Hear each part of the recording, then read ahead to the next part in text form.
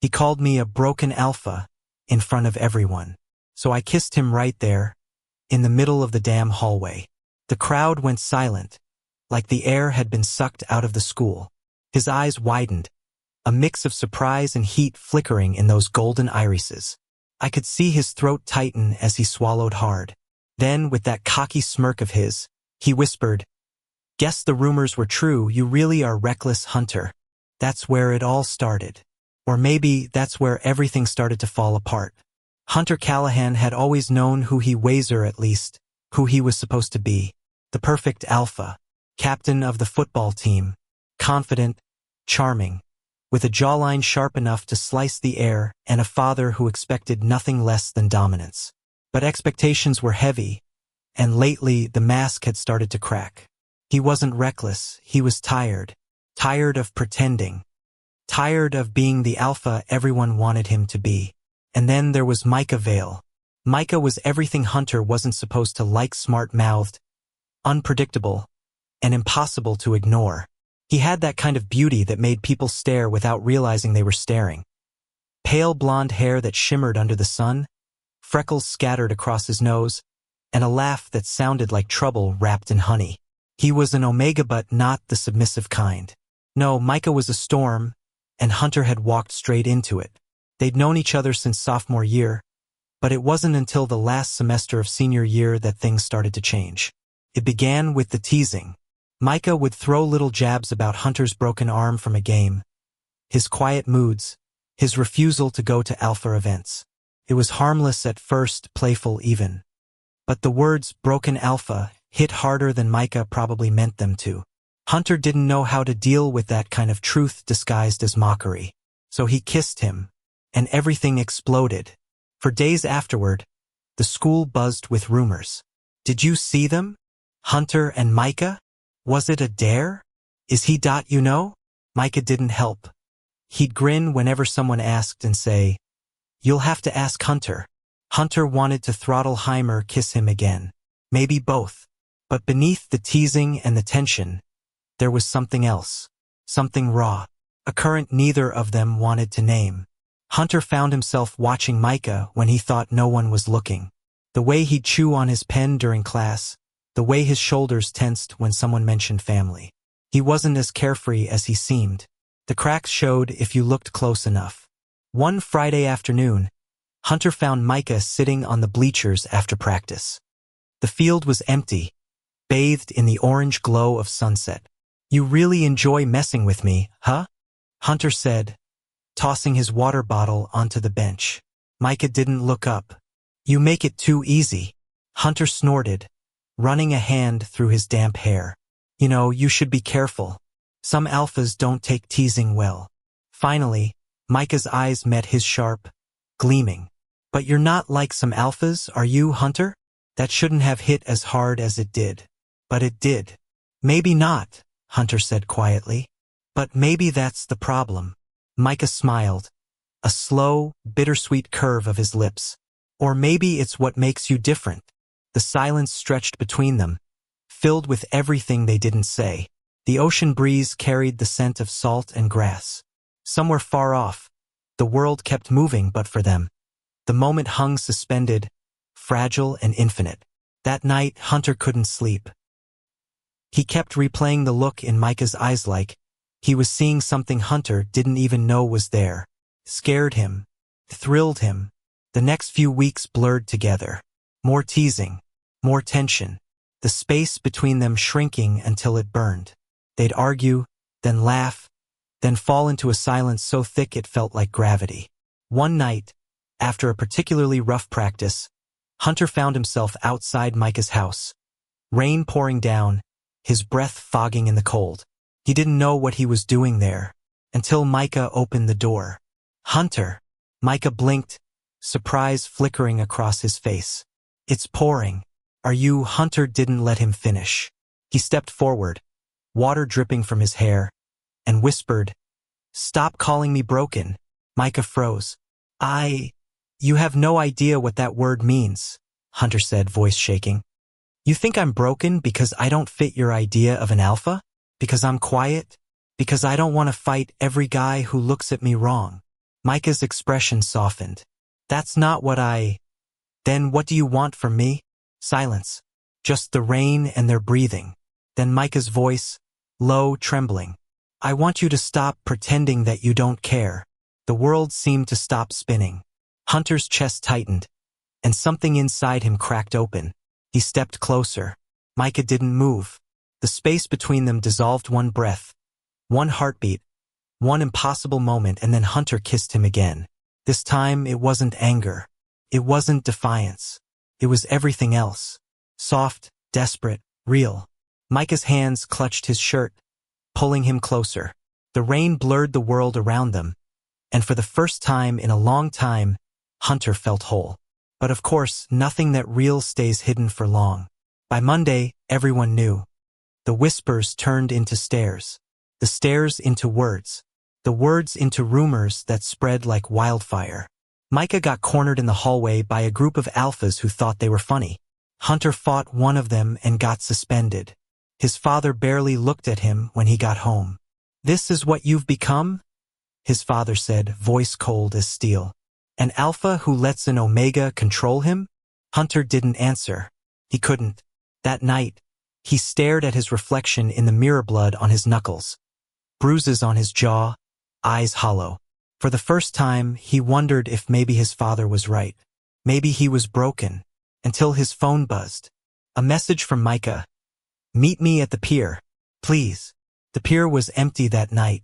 The waves crashed against the wooden posts, echoing through the quiet like a heartbeat that wouldn't settle. The moon hung low and full, casting silver light over the water, and Hunter stood there drenched in the salty wind, waiting. When Micah appeared at the far end of the pier, he looked smaller than usual, hood pulled up, shoulders hunched against the cold. But his eyes, even from a distance, still caught the light. Hunter didn't know what to say first. Every word he'd rehearsed on the drive there vanished the moment he saw him. Micah stopped a few feet away, his breath visible in the night air. You look like hell. Hunter let out a broken laugh. You should see the other guy. Micah's lips twitched, almost smiling, but didn't quite make it. He stepped closer, his expression softening as he took in the bruise forming on Hunter's jaw. You didn't have to fight them. Yes, I did, Hunter said quietly. They were talking about you. Micah looked away, hands tightening inside the sleeves of his hoodie. You can't fight everyone, Hunter. You'll lose. Maybe, but I'm not letting anyone talk about you like that. The sound of the waves filled the silence between them. Micah's eyes lifted, something fragile flickering in them. You're going to ruin yourself because of me. Hunter took a step forward. You think I care? Micah swallowed hard. You should. Hunter hesitated, staring at him, this boy who had torn down every wall he'd ever built. He took another step, closing the distance until he could see the pulse beating at the base of Micah's throat. Tell me you don't feel anything for me, he whispered. Micah's eyes darted away, his voice barely audible. It's not that simple. It is, Hunter said. You either do or you don't. Micah's breath hitched. You think it's easy for me? You think I don't care what people say? I'm an Omega Hunter. They already look at me like I'm fragile or manipulative or a damn toy for alphas to play with. And you, his voice cracked. You're the perfect alpha. The one everyone watches. If they see you with me, they'll destroy you. Hunter's hand trembled as he reached out, fingers brushing Micah's cheek. Then let them try. Micah flinched at the touch but didn't pull away. You can't save me from the world, Hunter, Micah said softly. You can't even save yourself. Hunter's chest tightened. I don't want to save you. I just don't want to lose you. For a long moment, neither of them spoke. The only sound was the sea, relentless and alive. Then Micah whispered, You already have me. And when their lips met again under the silver light, it wasn't about defiance or rebellion anymore. It was surrender. The days that followed blurred together in stolen moments, whispers in the hallway, late-night calls, glances that lingered too long. Hunter felt lighter when Micah was near, like the noise of the world dimmed just enough for him to breathe. But peace was temporary. The storm came quietly. It started with Hunter's father. The school had called about the suspension, and someone had mentioned Micah's name. By the time Hunter got home that night, the tension in the house was thick enough to choke on. His father was sitting in the living room, a glass of bourbon untouched on the table. "Sit down," he said. Hunter didn't move. "I'm fine standing." His father's jaw tightened. "I said sit." Hunter did. For a long time, neither spoke. Then, his father asked, "Is it true? About the Omega?" Hunter clenched his fists. "What if it is? Then you've humiliated this family." Hunter's head snapped up. "Humiliated? You're an alpha, Hunter. You're supposed to lead. You're supposed to command respect.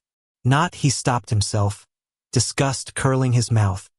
"Be some confused boy who lets emotions dictate his choices." "I'm not confused." "Then what are you? Because his father gestured sharply, "this isn't you. You're better than that." Hunter's voice broke. "No. I'm exactly this. I just stopped pretending to be what you wanted." The silence that followed was worse than shouting. His father's eyes went cold. "Get out of my house." Hunter froze. "You don't mean that." "I do." That night, Hunter drove with no destination, the road stretching endlessly ahead. His phone buzzed with messages from Micah, but he couldn't bring himself to answer. He pulled over at a gas station, resting his head against the steering wheel, and for the first time in years he cried. It wasn't loud or dramatic. Just quiet, exhausted tears that came from somewhere deep: grief, anger, confusion, all tangled together. He didn't know how long he sat there before he finally texted back. "Hunter, he kicked me out." "Micah, where are you?" "Hunter, doesn't matter." "Micah, Hunter, tell me where you are." "Hunter, gas station off Highway 7. I just need some time." "Micah, stay there. I'm coming." When Micah arrived, Hunter was sitting on the hood of his car, staring at the neon light of the station flickering in the dark. Micah didn't say anything at first, but just walked up, stood beside him, and pressed a warm cup of coffee into his hand. "Thanks," Hunter murmured. They sat there in silence for a while, the hum of distant traffic filling the air. Finally, Micah said, "You don't have to do this alone." Hunter gave a tired smile. "Feels like I do." Micah turned to him, eyes fierce. "No, you don't. You've been carrying everyone's expectations your whole life, your dad's, your team's, the whole damn town's. Let someone carry you for once." Hunter looked at him, the words sinking deep. "You shouldn't have to." "I want to." That broke something inside him again, something softer this time. Without thinking, Hunter reached out, pulling Micah into his arms. Micah went still for a second, then melted into the embrace, his head resting against Hunter's shoulder. "I don't know what I'm doing," Hunter whispered. "Me neither," Micah said, smiling faintly. "But we're doing it together." They found an old cabin near the cliffs that belonged to Micah's uncle. It was small, dusty, and smelled faintly of sea salt and cedar. But it was theirs for a while, at least. Days turned into weeks. They made coffee in mismatched mugs, cooked meals that were barely edible, and slept tangled together under worn blankets. It wasn't perfect. It wasn't safe. But it was real. Sometimes Hunter would wake in the middle of the night to find Micah staring at the ceiling, lost in thought. "What are you thinking?" he'd whisper. Micah would turn to him, smile a little. "That I never thought someone like you could love someone like me." Hunter would pull him close. "You're the only one I've ever really loved." And for a while that was enough.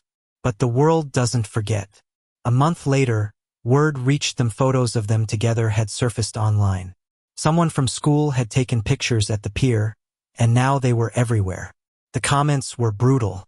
People called Micah a manipulator, said Hunter was ruined. Micah threw his phone across the room. "I told you this would happen," he shouted, voice shaking. "I told you they'd destroy you." Hunter caught his wrist before he could turn away. "They can say whatever they want. They don't know us." Micah's eyes filled with tears. "That's not the point. You lost everything because of Mayor Dad, your team, your reputation. I can't let you lose yourself too." Hunter's voice softened. "You're not something I lost, Micah.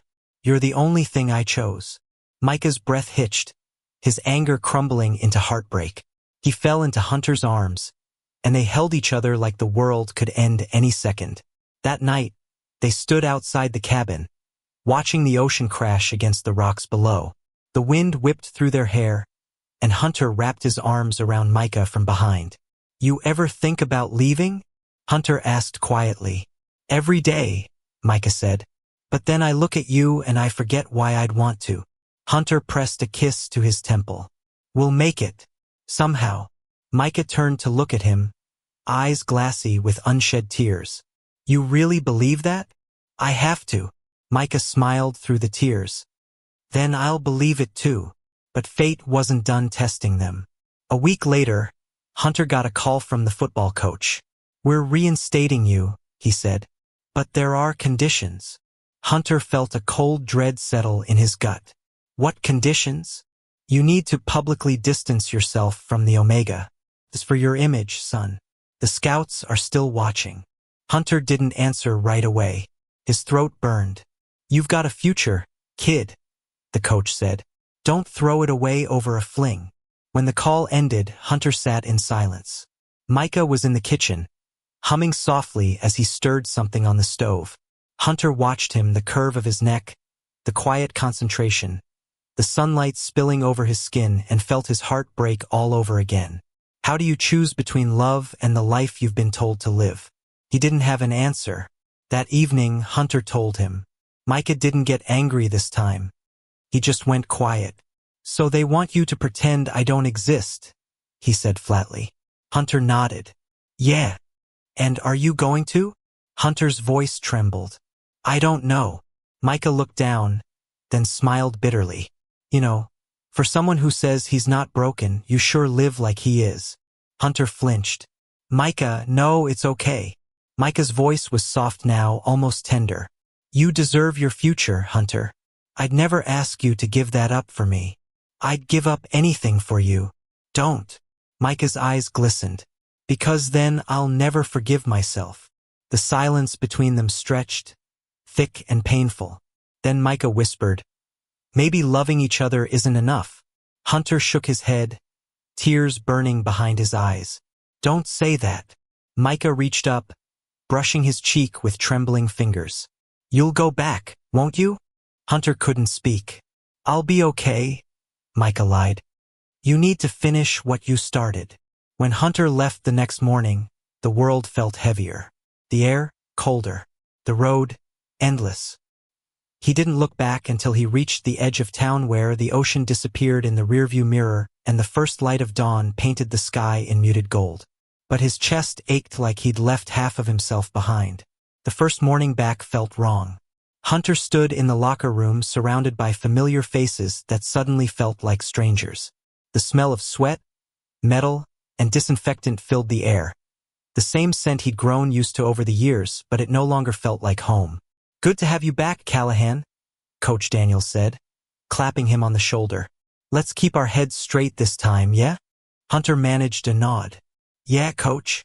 He could feel eyes on him, his teammates whispering behind towels, the unspoken tension hanging thick in the air. He didn't need to hear the words. He could feel them. That's the guy who hooked up with an Omega. He changed in silence, forcing himself to focus on the sound of his heartbeat instead of the murmurs. Every movement felt mechanical. Shirt on, pads strapped, helmet under his arm. Go through the motions. Pretend it doesn't hurt. But pretending had never felt this hard. That night, Hunter lay in his bed staring at the ceiling. His phone glowed beside him, Micah's contact sitting at the top of his messages. It had been 3 days since he left the cabin, 3 days since they'd said goodbye without really saying it. He typed out a message, "I miss you," then deleted it. He tried again, "Are you okay?" Deleted that too. In the end, he just turned the phone off and buried his face in the pillow. He'd made the choice to come back, to finish the season, to fix the image his father and coach cared so much about. But it felt like fixing one thing meant breaking another. At school, the whispers hadn't stopped. They'd just gone quieter, sharper. Hunter could feel them every time he walked through the hallway. People smiled to his face and sneered when he passed. When Micah wasn't there anymore, the air seemed heavier. Hunter hadn't realized how much of the place's light had come from him, the laughter that echoed in the corners, the brightness that somehow made everything seem less cruel. Now it was all gone. He heard someone say Micah had dropped out. Another said he'd moved in with relatives upstate. Hunter didn't know what to believe. All he knew was that every day without him felt like trying to breathe underwater. One afternoon, as Hunter was leaving practice, he found his father waiting by his truck. It had been weeks since they'd spoken. "Dad." "Hunter." His father's tone was measured, unreadable. "Coach says you're doing well." "I'm trying." His father nodded. "Good. Keep it that way." Hunter studied him for a moment. The man looked older than before, lines deeper, eyes more tired. Maybe they both were. "Is that why you came?" Hunter asked quietly. "To make sure I'm not ruining your name anymore?" His father sighed, rubbing the bridge of his nose. "Hunter, I didn't raise you to be careless. You've got talent, a future. I just don't want you throwing it away. For who I love." Hunter shot back, the words sharper than he meant. His father's jaw tightened. "You don't understand how the world works." "Maybe I don't want to." They stood there, staring at each other across the parking lot, years of silence and misunderstanding hanging heavy between them. Finally, his father spoke, his voice low. "The world isn't kind to people who stand out, son. I just want you to survive it." Hunter looked away, swallowing hard. "Surviving isn't living, Dad." The next game came fast. The bleachers were packed, the air electric. Hunter had always lived for this feeling, the adrenaline, the crowd's roar, the rush of belonging to something bigger than himself. But tonight, it all felt hollow. He scanned the stands once, out of habit, his eyes flicking toward the empty space near the back where Micah used to sit. The whistle blew. The game began. Hunter moved like a machine, fierce, precise, unstoppable. Every tackle, every sprint, every throw was a way to quiet the noise in his head. But no matter how hard he pushed, there was a hole he couldn't fill. Near the end of the fourth quarter, with the score tied and seconds left on the clock, he heard the crowd chanting his name. The ball snapped. Hunter ran. He could see the opening clear, perfect. One more step and the win was his. And then he froze. In that split second, he saw Micah's face, in his mind, his smile, his eyes, the way he'd said, "You'll lose yourself." Hunter stopped. Just stopped. The play collapsed. He got tackled hard. The whistle blew. They lost. The locker room was silent afterward. Coach yelled. Teammates avoided him. Hunter didn't care. He showered alone, water scalding against his skin, trying to wash off the noise, the guilt, the emptiness. When he looked at himself in the mirror, he barely recognized the person staring back. He left before anyone could stop him. Outside, the night air was cold and sharp. Hunter drove without thinking, the road stretching endlessly ahead, headlights carving through darkness. He didn't know where he was going until he did. The cliffs, the cabin. When he pulled up, the place was dark, abandoned. The windows were covered in dust, the door slightly ajar. His heart sank. He stepped inside, his footsteps echoing softly.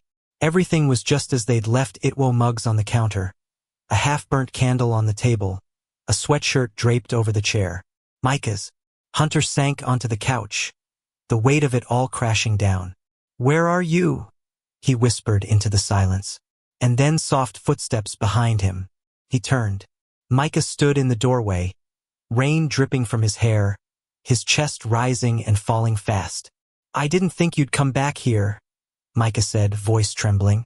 "I didn't think you'd still be here," Hunter replied. "I wasn't," Micah said. "I came back to say goodbye. I'm leaving town tomorrow." Hunter's breath caught. "You're leaving?" Micah nodded. "There's a college program in Portland. I got accepted last week. I was going to tell you, but you didn't," Hunter finished quietly. Micah bit his lip, guilt flickering in his eyes. "I didn't think you'd care anymore." Hunter laughed softly, bitterly. "I tried not to." They stood there, silence stretching between them, thick with everything unsaid. Finally, Hunter spoke. You were right, you know? Micah frowned. About what? About me being broken. Micah's expression softened instantly. Hunter, no, listen, Hunter said, voice rough. I am broken, but not because of you, because I kept trying to be what everyone else wanted. I thought if I followed the rules, maybe I'd matter. Maybe my dad would be proud. But the truth is, the only time I ever felt like myself was with you. Micah blinked back tears. You don't mean that. I do. Hunter stepped closer. You made me want to live for me, not for them. Micah looked at him for a long moment, then whispered, You still have your whole life ahead of you. So do you. Micah smiled faintly. Maybe in another life, we wouldn't have to fight this hard. Hunter's voice cracked. Then I'll find you in that life too. The tears came then quiet, relentless. Micah stepped forward, and Hunter caught him, pulling him into a desperate embrace. I love you, Hunter said against his hair. Micah clung to him. I love you too, but sometimes love means letting go. Hunter shook his head, eyes squeezed shut. Don't do that. Micah's hands trembled against his chest. I have to. They stayed like that for a long time, holding each other as the storm outside raged. And when Micah finally pulled away, it felt like the world itself split open. Goodbye, Hunter. He watched as Micah walked into the rain, his figure fading into the mist until there was nothing left but the sound of the ocean. The next few months were a blur. Graduation came and went. Hunter got offers from colleges, turned most of them down.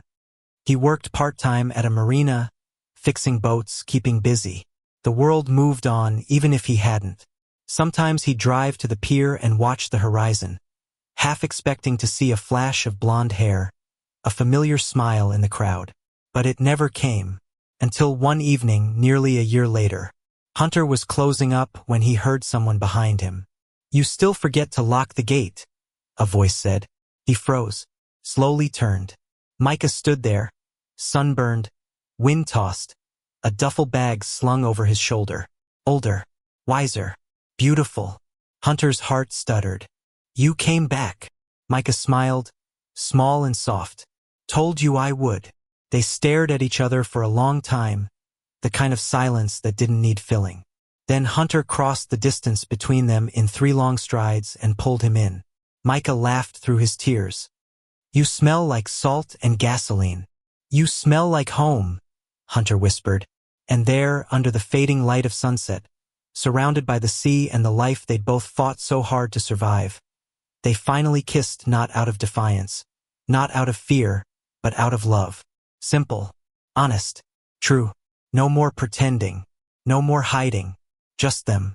And for the first time in forever, Hunter realized wasn't broken. He was finally whole. Eli didn't remember when he stopped shaking. Maybe it was when Aiden's hand tightened around his. Or maybe it was the silence, the kind that happens only when 2 hearts have said everything without words. The hospital room was quiet except for the rhythmic beep of the monitor and the soft hum of the fluorescent light. Aiden was asleep, his head resting on Eli's arm, his body curled up like a tired kid who'd been through too much. Eli traced the line of Aiden's hair with his fingertips. Every small movement felt sacred.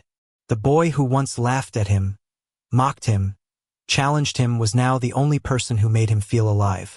Outside the window, the sky was a deep violet. Spring was slowly bleeding into summer. Everything felt fragile and real. He leaned closer, whispering against Aiden's hair. I was so stupid, Eli murmured. All that time trying to prove I wasn't broken, when all I needed was you. Aiden stirred, mumbling something half asleep, his voice slurred. You still talk too much. Eli chuckled softly, eyes wet. Yeah, guess I do. He didn't realize he was crying until Aiden's thumb brushed the tear away. When Aiden finally opened his eyes, they were clearer than before, less haunted, more alive. He looked at Eli for a long moment, searching for something in his face. Then he smiled, soft and small. You stayed. Of course I did. You could have left. I did once, Eli admitted. Didn't like it much. Aiden laughed, a real laugh, warm and cracked. You're such an idiot. Yeah, Eli whispered, But I'm your idiot. They left the hospital a week later. The town hadn't changed, the same wide roads, the same old diner, the same stairs. But something in them had. When they walked down Main Street, hand in hand, Eli could feel eyes following them. Whispers, gasps, a few disapproving looks. But for once, he didn't care. He wasn't hiding anymore. They stopped at the diner where they'd first met. The same cracked booth, the same smell of burnt coffee. The waitress froze for a second, then smiled. "Back together, huh?" she said. Eli grinned. "Guess we are." Aiden rolled his eyes. "We never even were together, technically." Eli leaned back. "Then maybe it's time we fix that." Aiden's eyes softened. "You mean?" Eli reached across the table, taking his hand. "Yeah, I mean it." For a moment, neither of them spoke. There was no grand confession, no dramatic kiss. Just the quiet, comfortable hum of two people who had already said everything that mattered. Outside, the sun was setting again, painting the town gold. A few months later, Eli found himself standing on the football field again. The place where everything began and fell apart. The bleachers were empty now. But in the center of the field, Aiden stood waiting, wearing his old varsity jacket, hands in his pockets. Eli approached, the grass crunching softly beneath his boots. "You really like dramatic spots, huh?" Aiden smiled. "You said I should stop running. I'm here." "Yeah," Eli said quietly. "You are." Aiden took a step closer. "You know, when I called you a broken alpha, I was really just scared." "Scared of what?" "That I'd never be enough for you." Eli's heart clenched. "You were always too much, Aiden." "Then maybe we're both too much," Aiden whispered. Eli closed the distance between them, his forehead resting against Aiden's. "Maybe that's what makes it work." For a moment, there was only the wind, the sound of their breathing, and the distant hum of a passing car. Then, softly, almost reverently, Aiden kissed him. It wasn't the desperate kind of kiss they'd shared before, full of anger and confusion. This one was slow, certain, and honest. The kind that said, "I've seen the worst of you, and I still want you." When they pulled apart, Aiden's eyes were shining. "So, what now?" Eli shrugged. "We keep living. We stop apologizing. We make it work. Even if the world doesn't understand?" Eli smiled, brushing his thumb along Aiden's jaw. "The world never did. But I think we finally do." That summer, they moved to a small apartment near the coast. Aiden started working at a local art studio. Eli fixed up motorcycles for a living. Some nights, they sat on the porch, watching the sea blur into the horizon, saying nothing at all. Other nights, they fought about stupid things like who forgot to buy milk or who left the dishes. But every time they found their way back. Because that's what love was. Not the fireworks or the grand gestures, but the staying, the trying, the choosing. Eli once thought being broken made him unworthy. Aiden once thought being vulnerable made him weak. But together, they learned something else, that love wasn't about being whole. It was about being human and finding someone who saw beauty in your cracks. One night, months later, Aiden came home to find Eli asleep on the couch, grease-stained hands still holding a wrench. He sat beside him, brushing a strand of hair off his forehead, whispering, "You really are hopeless." Eli stirred, eyes half open. "Says the guy who can't sleep without me." Aiden rolled his eyes. "You wish." Eli reached for his hand, tugging him down until Aiden was lying beside him. "No," he murmured, smiling against Aiden's skin. "I know." They lay there, tangled up in warmth and quiet, the world outside soft and distant. For once, neither of them felt broken. Just real. Just enough. And that, after everything, was more than either had ever dared to hope for. Thank you for listening. If you find it interesting, please like and subscribe to follow the next stories.